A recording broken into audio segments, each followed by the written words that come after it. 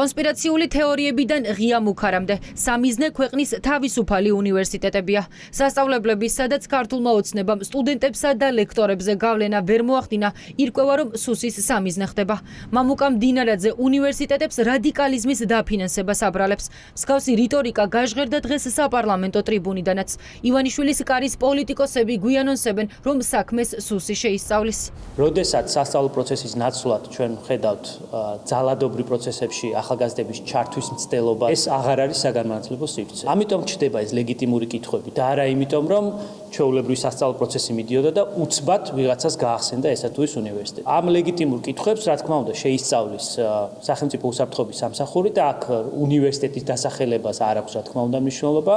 სახელმწიფო იქნება თუ არასახელმწიფო, ეს გადაითარგმნება თუ არა აკრედიტაციების თუ ავტორიზაციების შეწყვეტაში, ეს არ არის ჩემი გადასაწყვეტი. ჩვენ ზუსტად ვიცით და ფაქტებით არის დადასტურებული, რომ უნივერსიტეტების რიგ ნაწილში, მაგალითად მიშა სააკაშვილის დედის უნივერსიტეტში, რევოლუციონერების და ტერორისტების გადამზადების ცენტრები არის მოწყობილი, კლუბები და ძალიან ლამაზი შეფუთული დასახელებებით ადამიანებს და ახალგაზრდებს უკეთებენ რეკრუტირებას. აქვს იმედი და სურვილი, რომ სახელმწიფო უსაფრთხოების მიზნებიდან გამომდინარე, ყველა ასეთი ფაქტი იყოს გაშიფრული. თავდასხმებისა და შეტევების ახალი სერია სტუდენტებს უჩენს განცდას, რომ უწყვეტი პროტესტით განრისხებული ივანიშვილი ყველა თავისუფალი სივრცის ჩახშობას ცდილობს. სწორედ ამიტომ იქცნენ სამიზნედ უნივერსიტეტები, რომლებიც ახალგაზრდებს დემოკრატიული ღირებულებების ერთგულებას ასწავლიან. ერთადერთი სივრცეებია, სადაც ჯერ კიდევ ვერ შევიდნენ და რაღაცა თავისუფლების კერებია. უნდა თუ ეს ჩაკეტონ, ბიზნეს უნდა რომ მხოლოდ მის სიტყვა ისმოდეს და რაღაცა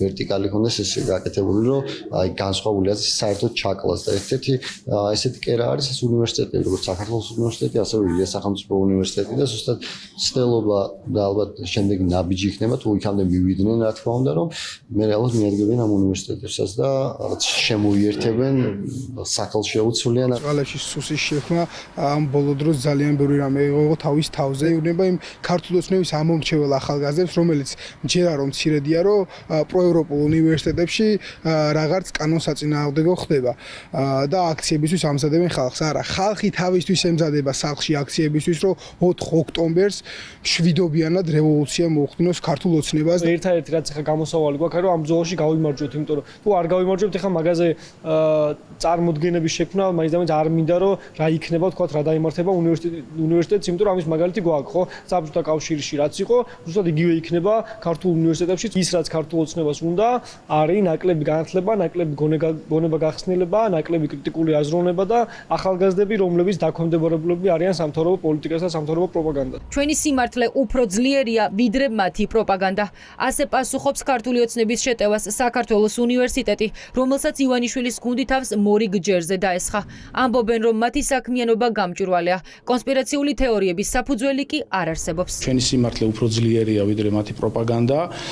საქართველოს უნივერსიტეტი მოწინავე უნივერსიტეტია რეგიონში, მისი პოზიციები დაფიქსირებულია არაერთ საერთაშორისო რეიტინგში და ჩვენ მომავალშიც გავაგრძელებთ იმ საქმიანობას, რასაც აქამდე პირნათლად ვემსახურებოდით. ეს არის ხარისხიანი უმაღლესი განათლების მიწოდება სტუდენტებისთვის.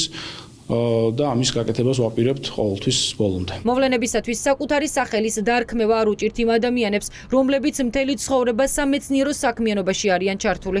საზოგადოებრივი აზრით მანიპულირება ავტორიტარული რეჟიმებისათვის, რომ აპრობირებული მეთოდია და ქართული ოცნების ექსკლუზივი არ არის, მათ კიდევ ერთხელ დაგვიდასტურეს. მდინარაძე თუ თავისუფალ აზროვნებას, სწავლებას, განათლებას უწოდებს რადიკალიზმს, მაშინ რაზე ვლაპარაკობთ საერთოდ. ის ბუდვა, რომელსაც ის იმეორებს, რომ ჩვენ გამოვიძიებთ ჩვენთვის რაღაც არის ცნობილი და იქ რაღაც რადიკალური ქმედებების დაფინანსება მიდის, ეს არის ზუსტად ისეთივე ბოდვა, როგორიც იყო მაგალითად გლობალური ომის პარტია, Deep State და ასე შემდეგ, ომში გვითრევენ. გადადგამს თუ არა რადიკალურ ნაბიჯებს ქართული ოცნება გავლენებს მიღმა მყოფი უნივერსიტეტების წინააღმდეგ.